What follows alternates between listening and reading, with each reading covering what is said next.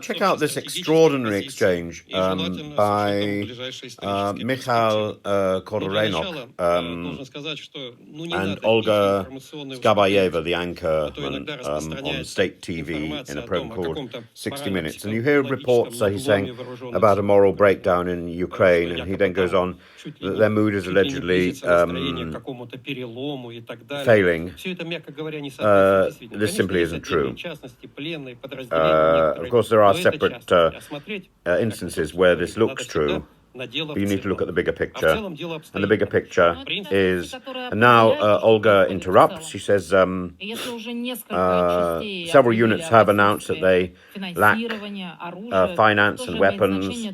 That's also important, and we shouldn't forget that. And he says, well, yeah, true. But the situation from the general position is that Ukrainian people can arm 1 million people. They say themselves it's not a problem for them to mobilize 1 million people. The question is whether they can provide them with modern weapons and special equipment. Remember, this is state TV on Russia. It's called 60 Minutes. But he then goes on, since Land-Lease will kick in very soon, they can do this. There's only one US senator who needs to be overcome, and European assistance working for them. We need to treat this 1 million Ukrainian soldiers as a reality in the nearest future. We need to consider this in our strategy. The situation for us will clearly get worse. And as for Sweden and Finland joining NATO, and now Olga interrupts again, how many professional people are there? And professionals? Mobilized soldiers might not be very good. She's talking about the difference between conscripts and professionals. And he says, no, this is a misunderstanding. The level of training of the troops is what's important, not whether they're conscripts or professionals. It's their morale and their readiness to spill blood for the fatherland, for the motherland. And a conscript army can be highly professional if it's well trained. The level and the method of recruitment doesn't determine the level of professionalism in an army.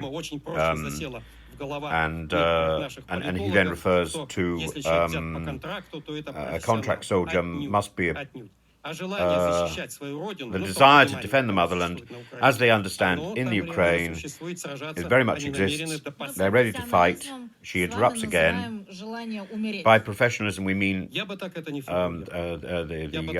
desire to die. He wouldn't put it like this. He says, the desire to die for your country is professionalism.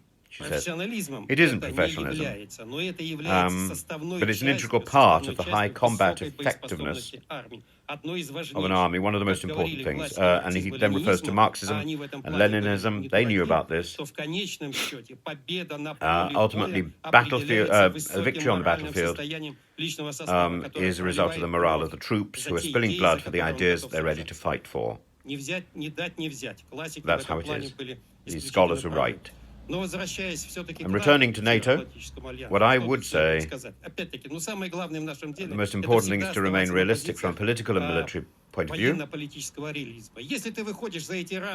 If you don't, then sooner or later the reality will hit you so hard you don't know what hit you. The most important thing here,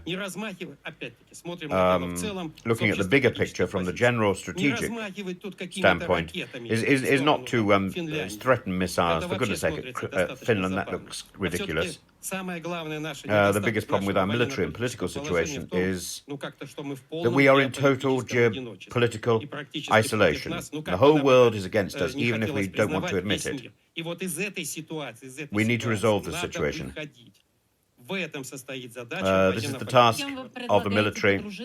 Well, who do you suggest we make friends with? Why don't you consider the Chinese representatives in the civilized world?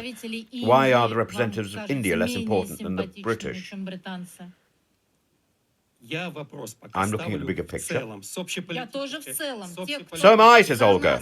They're people who are for us, who stay neutral. If you count them, more than people in the aggressive West, which is completely hostile to us. He goes on, but you agree that the situation is not normal. And as far as India and China are concerned, their support for us is not unconditional. But we understand we had no choice, she says. I ask you again, is there any chance of being friends with London?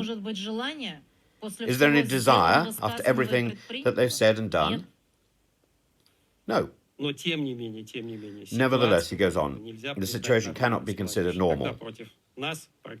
When against us there's a coalition of 42 countries, and when our resources, military, political, are limited, the situation's not normal. And one way or another, we're going to resolve this. I repeat, we are forced to do this, she says.